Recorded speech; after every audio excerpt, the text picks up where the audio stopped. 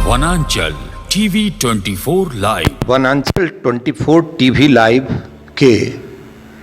लोकप्रिय कार्यक्रम सच की कसौटी पर आपकी बात आपके साथ में आपका स्वागत है। आज का विषय है मानवाधिकार। हम सभी जानते हैं अंतर्राष्ट्रीय स्तर पर 10 दिसंबर को पूरे विश्व में मानवाधिकार दिवस मनाया जाता है। उसी दिन 1948 यानी 1948 में United Nations declaration of human rights का जारी किया गया था और उसके बाद उसी के आधार पर भारत में 1993 यानी 1993 में राष्ट्रीय मानवाधिकार आयोग का गठन हुआ और उसके बाद विधिवत अपने देश में भी कई महत्वपूर्ण संगठन इस क्षेत्र में आगे आए। मानवाधिकार एक ऐसा विषय है जिससे प्रत्येक व्यक्ति या परोक्ष रूप से जुड़ा हुआ है। आज हमारे बीच श्री मनोज कुमार सिंह जी हैं, जो कि अखिल भारतीय मानवाधिकार संघ के झारखंड प्रदेश संयोजक हैं, साथ ही झारखंड मानवाधिकार संघ के सलाहकार तथा वरिष्ठ सदस्य हैं। अभी 10 दिसंबर को विज्ञान भवन दिल्ली में आयोजित मानवाधिकार विषयक राष्ट्रीय सम्मेलन में इन्होंने झारखंड का प्रतिनिधित्व किया और वहाँ के कार्यक्रम में भाग लिया। मैं आपका परिचय श्री मनोज कुमार सिंह जी से कराता हूँ। हमारे बीच श्री मनोज कुमार सिंह जी, मैं आपसे ये जानना चाहूँगा कि राष्ट्रीय स्तर के इस सम्मेलन में आपने शिरकत की, किन विषयों पर वहाँ विशेष रूप से फोकस किया गया? जी बहुत बहुत धन्यवाद। राष्ट्रीय स्तर पर राष्ट्रीय मानवाधिकार आयोग के द्वारा आयोजित राष्ट्रीय मानवाधिकार दिवस 10 दिसंबर 2022 को दिल्ली के विज्ञान भवन में आयोजित किया गया और जिसमें मुख्य अतिथि के रूप में महामहिम राष्ट्रपति महोदया श्रीमती द्रौपदी मुर्मू जी का आगमन हुआ और इस राष्ट्रीय मानवाधिकार दिवस के अवसर पर जो इस वर्ष का विशेष थीम रहा वह जलवायु परिवर्तन से हो रहे मानव अधिकारों का उल्लंघन को लेकर रहा और इस पर राष्ट्रपति महोदया ने बहुत ही विस्तृत ढंग से जानकारी देते हुए कहा कि ऐसे जलवायु परिवर्तन से हो रहे मानवाधिकार उल्लंघन के मामले पर न सिर्फ भारत बल्कि दुनिया भर के तमाम देश के जितने भी मानवाधिकार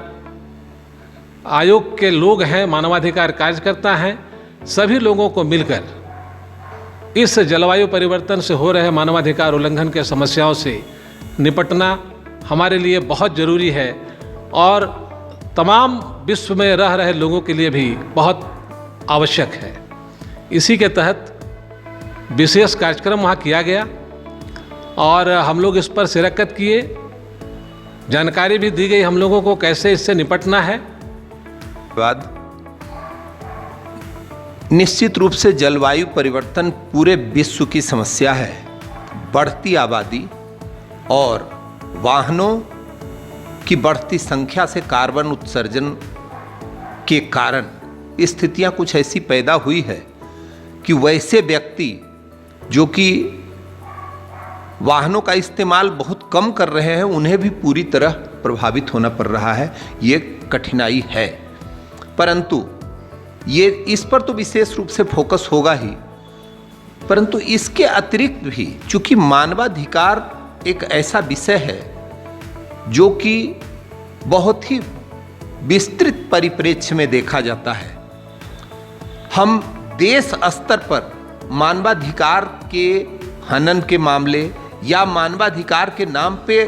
किसी को परेशान किए जाने वाले जो मामले हैं उस पर हम क्या सोचते हैं, किस तरह की बात है? देखिए, जहाँ तक देश स्तर की बात है तो मानवाधिकार आयोग का गठन देश में जरूर हुआ है और हम सभी जानते हैं कि मनुष्य जन्म के साथ ही बहुत सारे अधिकारों को पाने का हक रखता है, चाहे वो जीने का अधिकार हो, शिक्षा पाने का अधिकार हो, या नौकरी पाने का अधिकार हो, या तमाम अधिकार मनुष्य को जीवन के साथ ही प्रारंभ हो जाता है। हाँ, ये जरूर है कि मानवाधिकार आयोग का गठन देश में होने के बावजूद अभी भी बहुत से राज्यों में मानवाधिकार आयोग का गठन पूरी तरह से नहीं हो सका है, और यदि कहीं गठन है तो वहाँ कहीं कहीं उनके अध्यक्ष नहीं है। जैसे हम लोग झारखंड से वहाँ प्रतिनिधित्व किए तो अपने झारखंड में 2018 में मानवाधिकार अध्यक्ष का पद जो खाली हुआ श्री आर प्रसाद जी के बाद से लेकर अभी तक दोबारा अध्यक्ष का पद यहाँ नहीं भरा गया, और जो सचिव और अवर सचिव होते हैं यह भी हमारे यहाँ परमानेंट रूप से झारखंड में नहीं है, जिसके वजह से मानवाधिकार हनन के मामलों का निपटारा जिस गति से झारखंड में होना चाहिए उस गति से नहीं हो पा रहा है। इन सारी बातों को भी हम लोगों ने मानवाधिकार आयोग, जो राष्ट्रीय मानवाधिकार आयोग है, उनके समक्ष रखा है और वहाँ से आश्वासन भी मिला है कि झारखंड सरकार से बात करके जितना जल्द हो सकेगा खाली पदों को भरने का काम किया जाएगा, क्योंकि इनके नहीं रहने से हमारे पास जो आंकड़ा है उसके मुताबिक पिछले 2 वर्षों में अब तक लगभग 325 मामले लंबित हो गए हैं, और यह लंबित होने से जिनको मानवाधिकार हनन के मामले में न्याय चाहिए वह न्याय उनको नहीं मिल पा रहा है। तो इन सारी बातों को हम लोगों ने राष्ट्रीय मानवाधिकार आयोग के समक्ष रखा है, और आयोग के जो हमारे एएसपी हैं श्रीमान ईशम सिंह साहब, उन्होंने बिल्कुल आश्वस्त किया है कि झारखंड सरकार से बात करके जल्द ही राज्य में मानवाधिकार आयोग के अध्यक्ष का पद भरा जाएगा। हाँ, आप बिल्कुल सही कह रहे हैं। आमतौर पे सब जगह इसी तरह की बातें होती हैं। अगर कहीं आयोग का गठन हुआ है तो अध्यक्ष नहीं होते हैं, और अगर अध्यक्ष हैं भी तो उन्हें सपोर्ट करने वाले अधिकारी कर्मचारी उस कार्यालय में नहीं हैं, इसलिए वो काम नहीं कर पाते हैं। इस तरह की समस्याएं हुई हैं। आपने इस दौरान झारखंड में विशेष रूप से किन मुद्दों को उठाया जो आपको लगता है कि झारखंड में उठाया जाना चाहिए, झारखंड के लोगों के हित के लिए उठाया जाना चाहिए? देखिए, हम लोग यहाँ से झारखंड से 2 डेलीगेट्स वहाँ हैं, उसमें से हमारे साथ झारखंड मानवाधिकार संघ के जो अध्यक्ष हैं भाई दिनेश किनू जी, वो भी साथ में थे, और उनका जो कार्य क्षेत्र है पूरा झारखंड है, परंतु जहाँ से वो बिलोंग करते हैं खास करके पूर्वी सिंहभूम सरायकेला के आसपास के क्षेत्र में एक चांडिल डैम है, जिसमें 40 वर्ष पूर्व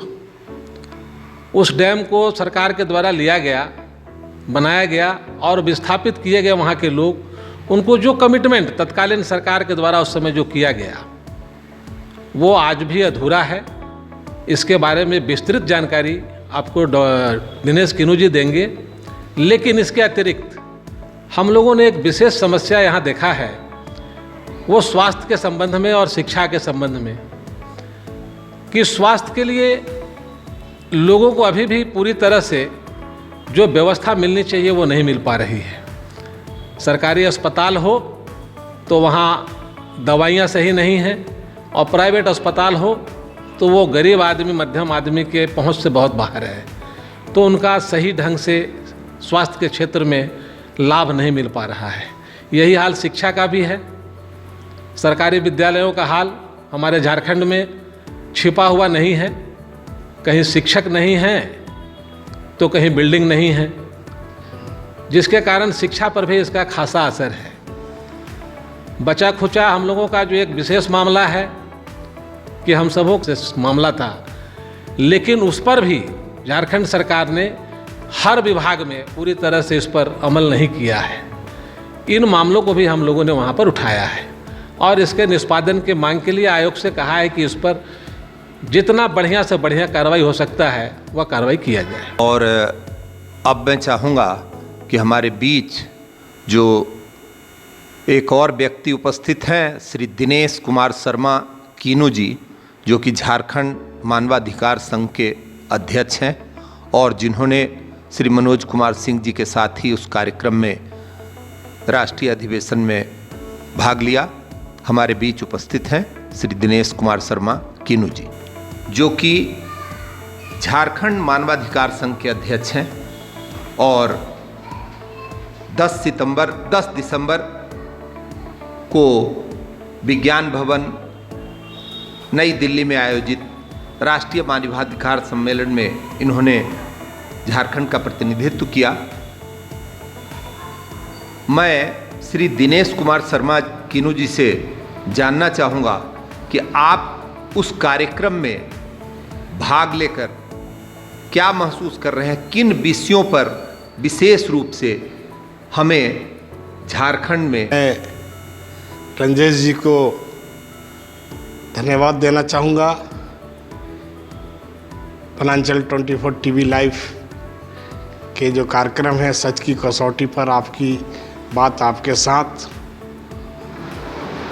उस कार्यक्रम में हमें और हमारे साथी मनोज जी को आमंत्रण किया। आपने जो सवाल पूछा कि जो आप राष्ट्रीय सम्मेलन में जो यहाँ से प्रतिनिधित्व किए थे वहाँ क्या पाया, क्या देखे, तो मेरा जो अनुभव बताता है कि जो कार्यक्रम जो राष्ट्रीय परिप्रेक्ष्य में वहाँ संपन्न हुआ, हर स्टेट से वहाँ प्रतिनिधि भाग लिए थे और वहाँ का जो समागम था वो देख के लगता था कि इस देश में और इस राज्य में मानवाधिकार का काफ़ी मामले जो है पेंडिंग है। और उसमें जो हमारी कार्यक्रम के मुख्य अतिथि द्रौपदी मुर्मू जी थे, उन्होंने स्पष्ट शब्दों में निर्देश भी दिया कि भाई जो भी मामले पेंडिंग हैं उसका निष्पादन हो और गरीबों को जो है उसका मौलिक अधिकार मिले। जहाँ तक झारखंड की परिप्रेक्ष्य की बात है, यहाँ पे डायन प्रथा, विस्थापन, पुलिस प्रताड़ना, भ्रष्टाचार, ये सब कई मामले हैं जिसको हम और हमारे साथी मनोज जी ने आयोग के जो एएसपी हैं उनके संज्ञान में दिया हूँ और उन्होंने ये वादा भी किया है कि जितना संभव होगा मदद करेंगे। और वहाँ से एक चिट्ठी भी निकले जा रही है कि जहाँ जहाँ आयोग का गठन नहीं हुआ या हुआ है और वहाँ पे पद जो खाली हैं उसको तत्काल भरा जाए और इस मामले का निष्पादन जो है जहाँ मानवाधिकार हनन हो रहा। चूँकि आप इस राज्य के झारखंड में जो मानवाधिकार का संघ है, न सिर्फ उसके नेता हैं, अग्रणी कार्यकर्ता हैं, आपसे इस राज्य को क्या अपेक्षाएं रखनी चाहिए?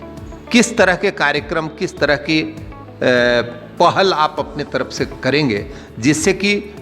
न सिर्फ लोगों को ये बात पहुंचे कि उनकी बात उठाई जा रही है, बल्कि अधिकारियों तक जो जिम्मेवार लोग हैं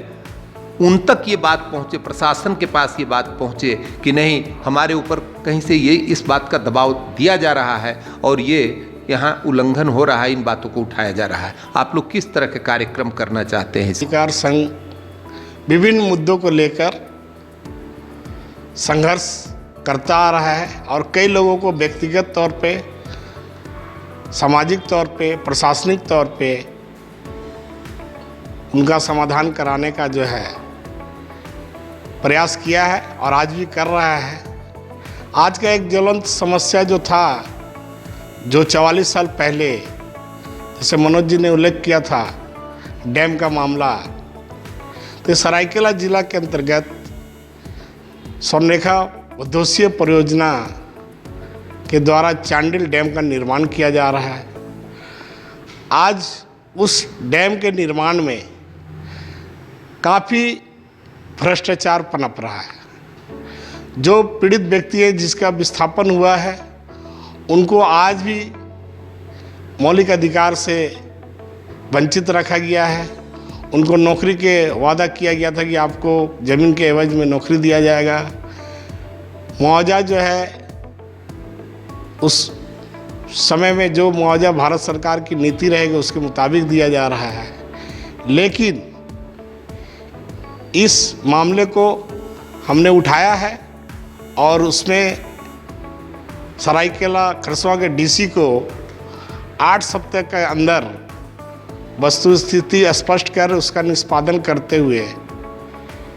पीड़ित व्यक्तियों को न्याय दिलाने का निर्देश दिया है। और उस कार्रवाई से संघ के जो डेलीगेट गए थे, मिले थे, उनको भी अवगत कराने का उन्होंने वादा किया है। चांडिल डैम परियोजना जहाँ तक मुझे ज्ञात है लगभग 40 वर्ष पहले शुरू हुआ था और उस समय अविभाजित बिहार था और बिहार सरकार ने ही जो कमिटमेंट किया था। हम लोग तो ये उम्मीद करते थे कि झारखंड सरकार आई तो उसमें और थोड़ी गति आएगी और लोगों को समाधान मिलेगा, लेकिन जैसा कि आप लोगों ने बताया कि वहाँ विस्थापन की समस्या और तरह तरह की समस्याएं हैं। इस संबंध में आपने अपने दिल्ली प्रवास के दौरान क्या प्रयास किया? झारखंड के उन विस्थापितों, उन गरीबों के लिए क्या क्या उपाय किए गए? आप मानवाधिकार दिल्ली प्रवास के दौरान हम लोगों ने चांडिल डैम के संबंध में अपने जल शक्ति मंत्री माननीय श्री गजेंद्र सिंह शेखावत जी से मुलाकात की और मुलाकात के क्रम में उनको यह भी बताया कि 79-80 में जिस चांडिल डैम को लेकर के वहाँ योजना शुरुआत किया गया, जिसका आज 44 वर्ष लगभग पूरा हो गया, और तब की तत्कालीन सरकार ने अपने पुनर्वास नीति के माध्यम से विस्थापितों के लिए जो सहयोग करने की बात थी, वह सहयोग आज तक पूरा नहीं हो सका है। और तब के समय में लगभग 32 गांव पूरी तरह से विस्थापित हुए थे और 52 गांव आंशिक रूप से विस्थापित हुए थे, और आज के समय में कुल 116 गांव इस योजना के तहत आज भी विस्थापित हैं, जिनको कि बिहार के पुनर्वास नीति के तहत लाभ नहीं मिल पाया है। और इसी लाभ को पहुंचाने के उद्देश्य से हम लोगों ने जल शक्ति मंत्रालय के मंत्री माननीय श्री गजेंद्र सिंह शेखावत जी से मिलकर अपनी बातों को रखा और उनको ज्ञापन दिया। इस पर उन्होंने तत्काल संज्ञान लेते हुए बिहार सरकार के मुख्य सचिव को पत्र लिखे जाने की बात कही है। साथ ही साथ झारखंड सरकार को भी इस बहुउद्देशीय योजना के तहत विस्थापित लोगों को लाभ कैसे पुनर्वास नीति के तहत दिया जाए, इस संबंध में भी बात करने का आश्वासन दिया है। बहुत बहुत धन्यवाद श्री मनोज कुमार सिंह जी एवं श्री दिनेश कुमार शर्मा कीनू जी। आप लोगों ने बहुत ही महत्वपूर्ण विषयों को केंद्रीय स्तर पर उठाया है और सचमुच हम ऐसा समझते हैं कि मानवाधिकार के क्षेत्र में कार्य कर रहे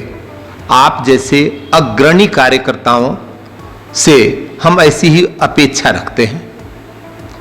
चूंकि ये विशेष रूप से मामला चांडिल परियोजना का, जिसमें कि बहुत सारे लोग प्रभावित हैं, आपने वहां उठाया है। अब मैं समझता हूं कि झारखंड स्तर पर भी जो संबंधित अधिकारी हैं, संबंधित मंत्री हैं, उन तक ये बात पहुंचनी चाहिए ताकि मामले को गति मिल सके। मानवाधिकार तो एक ऐसा विषय है जिस पर कि जितनी चर्चा की जाए वो कम है, लेकिन समय को देखते हुए हम इस कार्यक्रम को यहीं विराम देते हैं। धन्यवाद।